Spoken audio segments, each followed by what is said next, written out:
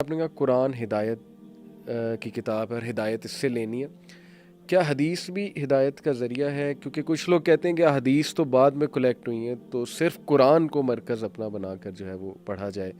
حدیث کے بارے میں ڈاؤٹس ہیں لوگوں کے، اسپیشلی آج کے دور میں یہ ایک بڑا فتنہ کھڑا ہوا ہے کہ نہیں حدیث تو جی 250 سال 300 سال بعد جمع ہوئی ہے، یہ کیسے ہو سکتا ہے کہ ایک کہی ہوئی بات جو ہے وہ ایز اٹ از ہم تک پہنچ جائے. اس طرح کی باتیں لوگ کرتے ہیں، تو اس پہ تھوڑا دیکھیں جی، ایک تو بات یہ ہے کہ قرآن نے جب ہم محفوظیت کی بات کی ہے نا، قرآن کی حفاظت کی بات کی ہے، وہاں یہ نہیں فرمایا کہ قرآن کے یہ ہم نے جملے نازل کیے ہیں، اس کی ہم نے حفاظت کی ہے.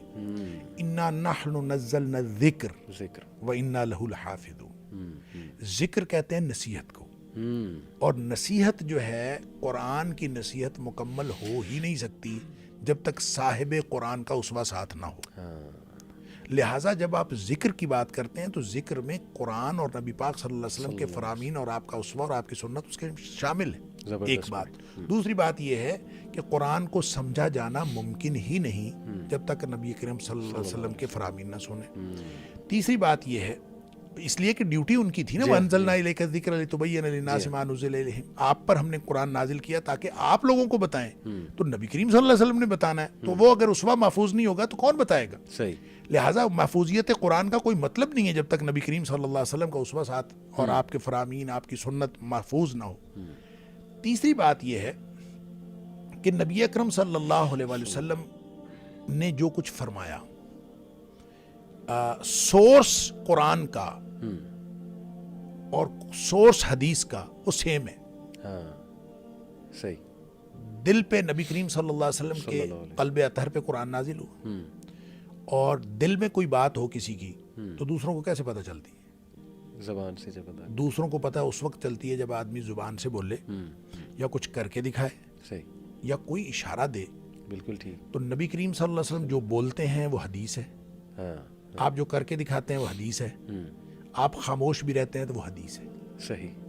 لہٰذا نبی کریم صلی اللہ علیہ وسلم کی زبان اقدس سے جو بات نکلتی ہے وہ حدیث ہے نا. جی ہاں. جی ہاں. یعنی ہم نے، آپ ڈیفینیشن حدیث کی دیکھیں، ما صدر عن النبی من قول او فعل او تقریر. زبردست. نبی کریم صلی اللہ علیہ وسلم سے جو چیز صادر ہو، چاہے وہ قولی طور پر ہو، چاہے فعلی طور پر ہو، چاہے تقریری طور پر. صحیح. تقریر کا مطلب ہوتا ہے برقرار رکھنا. تقریر کا مطلب تقریر کرنا نہیں ہوتا، بالکل ٹھیک. بلکہ برقرار رکھنا. صحیح. کہ آپ کے سامنے کوئی عمل ہوا ہو، آپ نے اس کو برقرار رکھا، قرر یقرر تقریر. بالکل ٹھیک. اچھا، تینوں حدیث ہیں. اب نبی پاک صلی اللہ علیہ وسلم بولتے ہیں تو حدیث ہے، آپ نے بولا تو قرآن، آپ نے فرمایا کہ یہ قرآن ہے. ہاں جی. تو یہ قرآن بنا. بالکل ٹھیک. تو حجت اول تو حدیث ہے. صحیح. یعنی ہم اندازہ کریں کہ ہم کس قدر مخمسے میں پھنسے ہوئے ہیں جی. کہ جس سورس سے قرآن نکلا ہے اسی سورس سے حدیث نکلی ہے، بلکہ حدیث کی وجہ سے قرآن نکلا ہے. جی. جی. نبی پاک صلی اللہ علیہ وسلم نے زبان اقدس سے کوئی چیز بولی ہے تو وہ حدیث بنی ہے. یہ اعتراض کرنا کہ حدیث بعد میں، اب دیکھیں وہی صحابہ کرام ہے قرآن بیان کرنے صحیح والے، بات. صحیح بات. وہی صحابہ کرام ہیں حدیث بیان کرنے والے. نبی کریم صلی اللہ علیہ وسلم تو ان کے ذمہ لگا کے اس دنیا سے تشریف لے گئے. جی ہاں. آپ نے فرمایا فَلْيُبَلِّغِ الشَّاهِدُ الْغَائِبُ. صحیح بات. جو موجود ہے وہ ان لوگوں تک پہنچا دے جو غیر موجود ہے. بالکل ٹھیک. اب وہ جو پہنچا ہے انہی سورسز سے پہنچا ہے. رہ گئی بات یہ کہ ظاہر ہے حدیث کو اس طرح سے حفظ کرنے کا انتظام نہیں تھا جس طرح سے قرآن کو حفظ کرنے کا انتظام. لیکن حدیث بھی بنیادی طور پر، حدیث کی حفاظت بھی بذریعہ حفظ ہوئی ہے. اس کا اول سورس اس کا بھی حفظ ہے. ٹھیک. کتابت بعد میں ہوئی ہے. البتہ نبی پاک صلی اللہ علیہ وسلم کے دور میں بھی کتابت ہوئی ہے، بالکل ٹھیک. بعد میں بھی ہوتی رہی، ہر دور میں. صرف یہ ہے کہ اس کو اس شکل میں، جس شکل میں آج کتابیں موجود ہیں، یہ تدوین بعد میں ہوئی ہے. بعد میں ہوئی ہے، ورنہ محفوظ تو تھی حدیث محفوظ تو تھی. صحابہ کے دل میں. نبی پاک صلی اللہ علیہ وسلم کی حیات طیبہ میں حدیث لکھی ہوئی موجود تھی، لوگوں کے پاس صحیفے موجود تھے. اچھا، صحیفہ حمام بن منبہ جو ابو ہریرہ رضی اللہ تعالیٰ عنہ کے شاگرد نے لکھا، وہ تو ابھی تک محفوظ ہے، اب الگ سے چھپ بھی گیا ہے. زبردست. اسی طرح حضرت علی رضی اللہ تعالیٰ عنہ کے پاس ایک پورا ایک جامع کتاب تھی زکوٰۃ کے مسائل کے اوپر لکھی ہوئی. اسی طرح صحیفہ صادقہ حضرت عبداللہ بن عمر بن العاص کے پاس تھا. صحیح. صحیح. تو یہ نبی کریم صلی اللہ علیہ وسلم کے دور میں بھی صحیفے موجود تھے. لیکن بنیادی چونکہ کتابت تھی نہیں، نہ قرآن کی حفاظت کا ذریعہ کتابت تھا، نہ حدیث کی حفاظت کا ذریعہ کتابت تھا. صحیح. اس لیے جب یہ کتابت کا رواج عام ہوا تو پھر اس کے بعد لکھی گئی اب دیکھیں آپ قرآن بھی تو نبی کریم صلی اللہ علیہ وسلم کے دور میں نہیں لکھا گیا, وہ بھی تو حضرت ابوبکر صدیق رضی اللہ جی عنہ کے ہاں، دور جی میں ہاں، لکھا جی، گیا. صحیح. تو آپ کہہ دیں کہ نبی پاک صلی اللہ علیہ وسلم کے دور میں نہیں لکھا گیا, لہٰذا اس کو نہیں مانتے. صحیح. اس لیے یہ تو بڑی عجیب سی بات ہے. دوسری ایک آدھ بات میں ویسے ہی تھوڑا آن اے لائٹر موڈ, لیکن اس کے اندر بھی بڑی وزڈم ہے جی. کہ قرآن نے کہا کہ حرمت علیکم المیتۃ والدم, تمہارے لیے یعنی بہت ساری مثالیں ہیں, لیکن میں یہ مثال خاص طور پہ اس لیے دینا چاہتا ہوں کہ عام طور پہ لوگوں کی سمجھ میں نہیں بات آتی. ویسے تو دیکھیں قرآن ہے واقیم الصلاۃ, قرآن نے تو کہا واقیم الصلاۃ, صحیح. تو صلاۃ قائم کرنے کا کیا مطلب ہے؟ اگر صلاۃ کے آج اگر لغت کی مدد سے آپ قرآن کو سمجھنے کی کوشش کریں تو صلاۃ کے 22 معنی ہیں لغت کے اندر. صحیح. اور یہ جو ہم باربیکیو بناتے ہیں صحیح. یہ بھی صلاۃ کے معنوں میں ہے. اچھا. بانس کو سیدھا کرنے کے لیے جو آگ پہ تپایا جاتا ہے وہ بھی صلاۃ کے معنوں میں ہے. صحیح صحیح صحیح. حتیٰ کہ انسان جو اگر کولے مٹکا کے اور کندھے اچکا کے خاص قسم کی جو چال چلتا ہے اس کو بھی صلاۃ کہا جاتا ہے. اور اس طرح سے اچھا کوئی آدمی کہے اقیم الصلاۃ کا معنی ڈانس کرنا ہے, نعوذ باللہ من ذالک. کوئی کہے اقیم الصلاۃ کا معنی باربیکیو کھانا ہے. کوئی کہے جناب کہ بانس سیدھے کرنا ہے, سونا جو ہے وہ اس کا میل کچیل نکالنا ہے. صحیح. یہ نہیں کہا سکتا. کیوں؟ اس لیے کہ معنی متعین ہو گیا. کیسے متعین ہوا؟ صلو کما رأیتمونی اصلی, صحیح. اس طرح سے نماز پڑھو جیسے مجھے نماز پڑھتا دیکھتے ہو نبی پاک صلی اللہ علیہ وسلم. بالکل ٹھیک. اب وہ مفہوم متعین ہو گیا. اب قیامت تک کے لیے کوئی شخص کہے اقیم الصلاۃ کا یہ معنی ہو سکتا ہے, یہ معنی ہو سکتا ہے, کرتا رہے, وہ تو متعین ہو گیا. متعین ہو. اب اس کے بعد وہ لغت کی مدد سے اس کو چینج نہیں کر سکتا. لہٰذا نبی کریم صلی اللہ علیہ وسلم جو بتا دی. اچھا قرآن نے کہا کہ مردار اور خون حرام ہے. سورہ مائدہ کی آیت نمبر 3, جی. سورہ بقرہ کی آیت نمبر 173, صحیح. سورہ نحل کی آیت نمبر 115, خون اور مردار حرام, خون اور مردار حرام. ٹھیک. اب ظاہر المیتہ اور الدم کا معنی ہے ہر قسم کا خون اور ہر قسم کا مردار. صحیح ہو گیا. اب نبی اکرم صلی اللہ علیہ وسلم فرماتے ہیں احلت لکم میتتان و دمان, 2 قسم کے مردار اور 2 قسم کے جو خون ہے وہ تمہارے لیے حلال ہے. صحیح.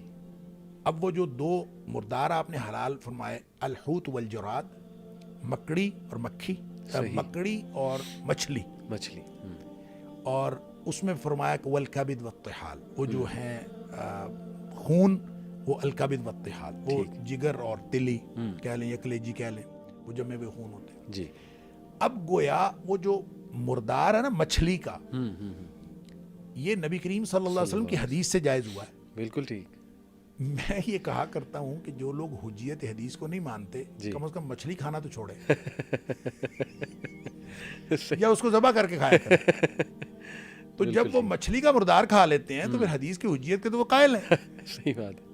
جو آدمی مچھلی کھاتا ہے اور اس کو اسی طرح پکڑ کے کھاتا ہے بغیر ذبح کیے, تو اس کا مطلب ہے نبی کریم صلی اللہ علیہ وسلم کی حجیت کی حدیث کا قائل. لہٰذا اس کو یہ بالکل ایک مغالطہ ہے. جی. نبی کریم اچھا, اور پھر جو آدمی حدیث کے بارے میں مشکوک ہے نا, علی بھائی حدیث کے بارے میں سوال وہ کرے جو پہلے حدیث کو پڑھے. صحیح. آپ نے فزکس پڑھی ہے تو فزکس کے بارے میں وہ سوال کریں جو پہلے فزکس پڑھے. ہاں جی. کیمسٹری کے بارے میں وہ سوال کریں جو پہلے کیمسٹری پڑھے. بالکل ٹھیک. جس نے کیمسٹری پڑھی نہیں ہے وہ یہ سوال کر دے کہ H2O کیوں ہے. ٹھیک. مطلب HO2 کیوں نہیں. صحیح. مطلب میں کہہ دیتا ہوں آج کہ آپ H2O نہ کہیں, آپ HO2 کہیں. صحیح. تو آپ ظاہر ہے مجھے کہیں گے کہ پاگل آدمی. کیوں؟ مجھے کیمسٹری کا نہیں پتا, مجھے نہیں پتا کہ H2 کیوں ہے اور O سادہ سنگل کیوں ہے, مجھے نہیں پتا. میں پہلے ثابت کروں, میں پہلے فارمولا جانوں کس وجہ سے یہ ہوا, پھر پڑھنے کے بعد پھر میں اس کی بات کروں. تو سیم کیس ہے. حدیث کی جو سائنس ہے وہ کیمسٹری اور فزکس کی سائنس سے زیادہ پریسائزڈ ہے. زبردست زبردست. لیکن آپ پہلے پڑھیں تو صحیح اس کو. بالکل. اور جب تک آپ اس کو پڑھیں گے نہیں, آپ اس سائنس کو جانتے نہیں, آپ کو اعتراض کرنے کا کوئی حق نہیں. زبردست. اعتراض وہ کرے جو پہلے پڑھے. بالکل ٹھیک. لہٰذا بچے, ایک بچہ مجھے کہتا جی وہ سنا ہے جی حدیث تو 250 سال بعد لکھی گئی. میں نے کہا بیٹا کیا کرتے ہو آپ؟ کہتے میں FA میں پڑھتا ہوں. میں نے کہا میرا بیٹا آپ ابھی یہ سوال نہ کرو, آپ پہلے FA کرنے کے بعد حدیث پڑھو. بالکل ٹھیک. حدیث پڑھنے کے بعد پھر آپ سوال کرنا. صحیح. لہٰذا یہ اس کے اندر پوری پرسین ہے. بلکہ دیکھیں آپ فزکس کو آپ آپ جانتے ہیں جی اور فزکس کی جو سائنس ہے وہ تو کبھی ایکوریٹ ہوتی نہیں, ہاں جی ایسے ہی اس کے اندر تو پروبیبلٹی ہے, جی ہاں جی ہاں اور وہ پروبیبلٹی اتنی پروبیبلٹی اس میں نہیں ہے, جی اس کے اندر تو پرسین ہے. جی ہاں جی ہاں لہٰذا آپ جب پڑھیں گے تو پھر آپ کو پتہ لگے گا کہ یہ حدیث سائنس جو ہے بڑی پریسائز سائنس صحیح ہے. بات صحیح بات. تو جو لوگ اس پر اعتراض کرتے ہیں اور جو لوگ اس کے یعنی حدیث کے بارے میں جو بھی بات کرتے ہیں دراصل وہ حدیث سے ناواقف ہیں.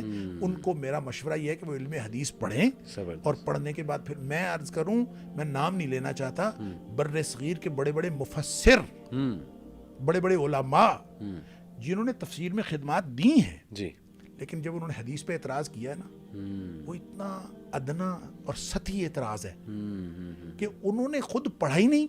ان کا فیلڈ تفسیر تھا, تفسیر پڑھ کے وہ ٹھیک ہے آپ تفسیر پہ بات کریں, ان پہ اس پہ آپ کو جو اللہ تعالیٰ نے علم دیا ہے وہ اس کو لوگوں تک پھیلائیں. جی ہاں لیکن جب آپ حدیث کی بات کرتے ہیں تو پہلے آپ حدیث پڑھیں, بے شک, اور پڑھنے کے بعد پھر بات کریں. بہت ریزنیبل شیخ آپ نے پوائنٹ بتایا. بلکہ مزے کی بات کہ یہی کچھ لوگ جو اعتراض کرتے ہیں نا, یہ ایرسٹوٹل اور پلاٹو کے کوٹس کو اس طرح مانتے ہیں جو کہ ہزاروں سال پرانے, حدیث سے بھی اتنے پرانے, ان کو یہ کہتے ہیں وہ اوتھینٹک ہے, وہ ہم تک صحیح پہنچا ہے, لیکن حدیث پہ اعتراض ہو جاتا ہے. تو آپ نے جو بات کی نا کہ حدیث محفوظ ہے اور بعد میں لکھی بعد میں گئی, لیکن الحمدللہ اس کا جو محفوظ ہونے کا ایک پروسیس تھا وہ تو تھا ہی.